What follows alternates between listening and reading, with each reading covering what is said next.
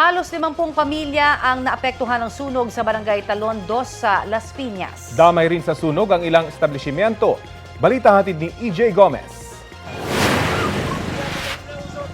Naglagablab ang mga bahay nang sumiklab ang sunog sa panulukan ng Balikatan at Malacca Street sa barangay Talon 2, Las Piñas City pasado alas 7 kagabi. Kanya-kanyang hakot na mga gamit ang mga residente. Sa inisyal na investigasyon, sa isang bahay na walang tao nagsimula ang apoy at mabilis na kumalat. Itinaas ang ikalawang alarma kung saan 18 fire truck ang rumisponde. Damay ang tindahang ito na puno ng mga produktong plastik. Ayon sa bantay na si Eljan, wala silang naisalbang gamit. Wala po. Nataranta na rin po kami nun. Tinawagan po namin, nasunog na po yung lahat ng paninda. Alam po na namin na wala na kami mahahabol kasi malakas na po yung apoy po. Natupok din ang negosyong litsuna ni Ruel na ngayong araw daw sana magsisimulang mag-operate. First business ko pa po ito, ma'am.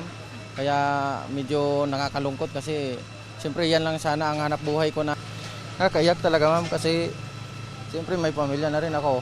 Sa financial, medyo mahirapan ako nito makaka-recover.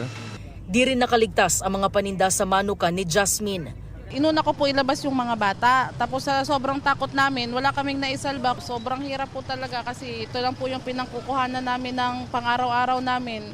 Bigla pong laki po talaga nung ano kami kasi po yung mga sa likod po residential area po.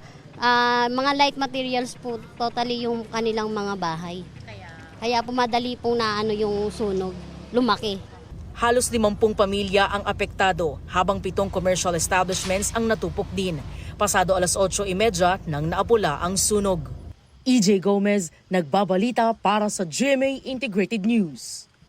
Kapuso, para sa mga maiinit na balita, mag-subscribe sa GMA Integrated News sa YouTube. Sa mga kapuso naman abroad, subaybayan nyo kami sa GMA Pinoy TV at sa www.gmanews.tv.